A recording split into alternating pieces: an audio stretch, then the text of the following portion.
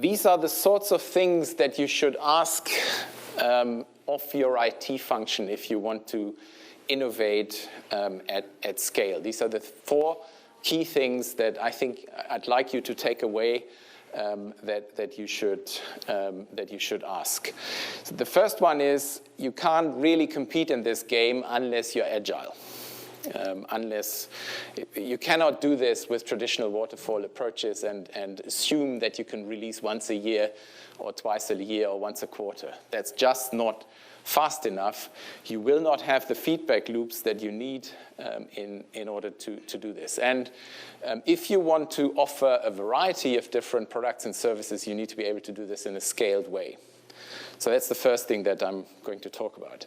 The second thing is you need to, many of you will be from existing insurance companies where you have a legacy IT estate, and you need to decouple the pace with which that legacy estate can evolve from the pace with which your digital services that you want to bring to market evolve.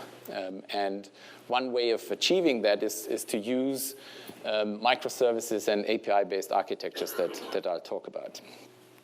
The third thing that I'll talk about is you will not be able to do this if you're relying on your own data centers.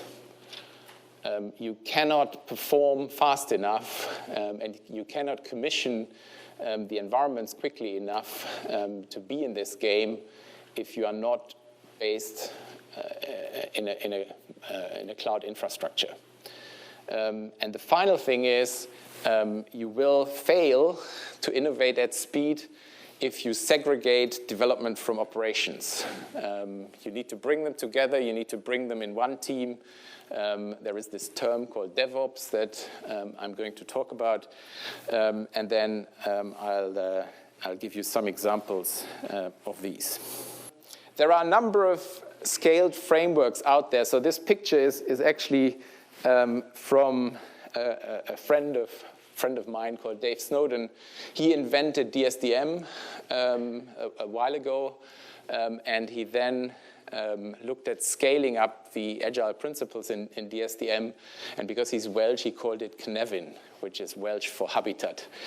So this is the picture of the Cynefin framework, and it's just one example of a framework that you can use to scale up your agile delivery teams. There are others. Spotify, for example, have a fairly good framework that they used. They structure things in squads and guilds, and there are frameworks like LESS or SAFE. SAFE is a little bit heavy-handed. LESS is more lightweight. And you might want to look at these frameworks in order to think about what you need to do, how you need to structure your teams, how you need to structure the build, how you need to structure the product life cycle, how you structure roadmap planning and release trains and things like that in order to actually scale up your delivery. And if you don't, you won't be able to respond to change as quickly as you need to. So the second observation is microservices and API-based architecture. So what tends to happen is that IT evolves at different paces. A lot of existing organizations will have an existing IT landscape, so they might still have mainframes. We've worked with a few of those, which I'll talk about in a moment.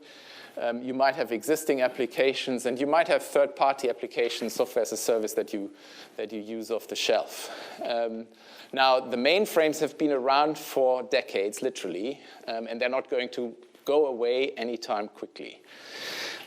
Likewise, existing legacy applications, risk engines, and things like that tend to stick around for more than just a few months. Now, the problem that you have is that this lot here at the top, mobile applications, conversational UIs that you can talk to, or APIs that you might want to be consumed by ecosystem partners, they come and go relatively rapidly. What you need to do is to find a way to allow them to come and go without disrupting the existing legacy infrastructure too much. This classification of APIs is actually very useful. So what MuleSoft basically suggests is that you should have system APIs that abstract away the complexities of talking to your legacy infrastructure. So in the case of the mainframe, these system APIs do the conversion from mainframe character codes to modern ISO character codes. They know how to talk to message queues, get data in and out from the mainframe, and so on. And then they expose these APIs, these system APIs, so that they can be used by process APIs which actually assemble more complex business processes across different legacy infrastructures. And then sometimes you might need to adjust these process APIs and give a different flavor of the process APIs to particular channels that you want to make available. And that's what we call experience APIs.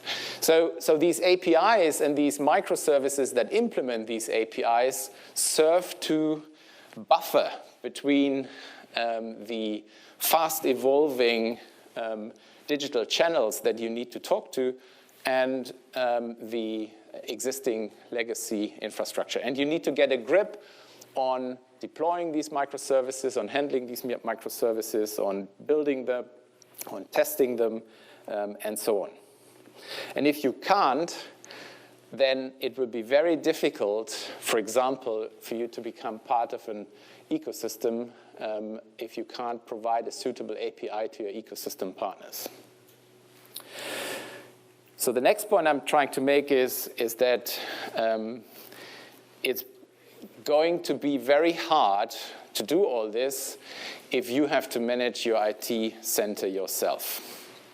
And it's almost impossible to beat Google and Amazon and Microsoft at their game. So this is actually a data center that Google set up in Arizona. And this is, I think, a data center from Microsoft. You just cannot be more reliable, more robust, more secure than these sort of vendors. And actually, a lot of people who operate in a more regulated environment than many insurance companies do have now moved to the cloud. And a lot of the angst about regulators, I think, is unfounded.